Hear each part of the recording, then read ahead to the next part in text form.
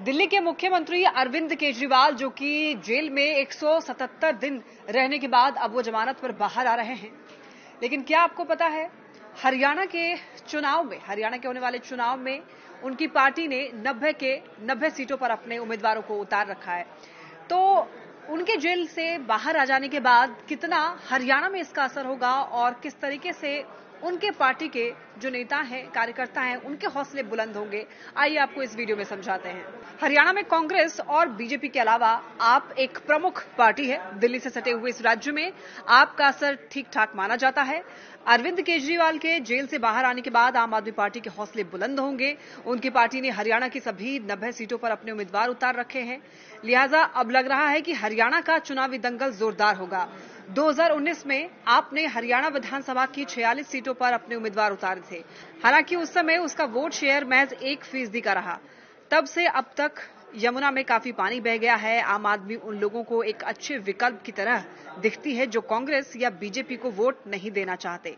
लंबे समय तक बीजेपी का गढ़ रहने वाली दिल्ली कम से कम विधान के स्तर पर आपका गढ़ बन चुकी है। टिकट बंटवारे के पहले से ही हरियाणा में कांग्रेस को अलग अलग गुटों की लड़ाई से जूझना पड़ रहा है, जबकि कैडर वाली पार्टी बीजेपी में इस बार खूब उठापटक हुई है।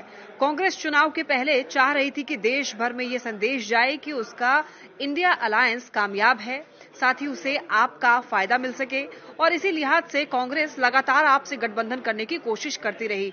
माना जा रहा है कि सीटों पर बात न बनने के कारण अरविंद केजरीवाल ने ही गठबंधन न करने का फैसला लिया। ये फैसला उनके लिए अभी के वक्त में ठीक दिख रहा है। हरियाणा में कई तरह के मुद्दे इधर से उधर जाते हुए दिखे हैं। राज्य में खिलाड़ियों की भावना का हर ओर सम्मान किया जाता है। विनेश फोगाट और बजरंग पुनिया कांग्रेस में चले ही गए हैं। ये रेलवे में नौकरी कर रहे थे, वहां से इस्तीफा देकर के ये दोनों खिलाड़ी जो हैं कांग्रेस में आए। इनमें से विनेश फोगाट को कांग्रेस पार्टी ने जुलाना सीट से मैदान में उतारा है। इस तरह से बृजभूषण शरण सिंह की मुखालफत करने वाली विनेश अब बीजेपी के खिलाफ लड़ रही हैं।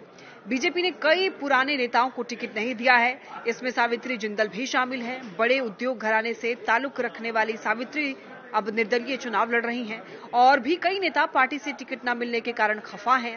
हालांकि कांग्रेस के सामने भी कम चुनौतियां नहीं हैं। टिकट देने तक पार्टी में 3 गुट साफ साफ अलग दिख रहे थे। अभी भी ये नहीं कहा जा सकता कि ये तीनों गुट बहुत मिलकर चुनाव लड़ेंगे। जेजेपी और आजाद समाज पार्टी गठबंधन के तहत राज्य की सभी सीटों पर लड़ रही है। पिछले विधानसभा चुनाव में जेजेपी को 13% से ज्यादा वोट मिले थे, लेकिन लोकसभा चुनाव में जेजेपी की हिस्सेदारी 1% से भी नीचे गिरकर 0.87 हो गई थी। तो ऐसे में जेल से निकलकर केजरीवाल अपने अभियान को धार देंगे। वो अपने और अपनी पार्टी पर किए गए जुल्म की कहानियां भी सुनाएंगे। अगर आपका प्रचार जो अभियान है वो जोर पकड़ता है तो हरियाणा का चुनाव इस बार बहुत ज्यादा ही रोचक हो सकता है। तो हरियाणा में होने वाला चुनाव जो है वो बेहद रोचक हो जाएगा, क्योंकि इस बार जो मुकाबला है काफी टफ रहेगा। आपकी सरकार जो है, आप जो है वो यहां पर सरकार बनाना चाह रही है और आप जो है यहां पर 90 की 90 सीटों पर चुनाव लड़ने वाली है। तो ऐसे में भारतीय जनता पार्टी भी जद्दोजहद में लगी हुई है।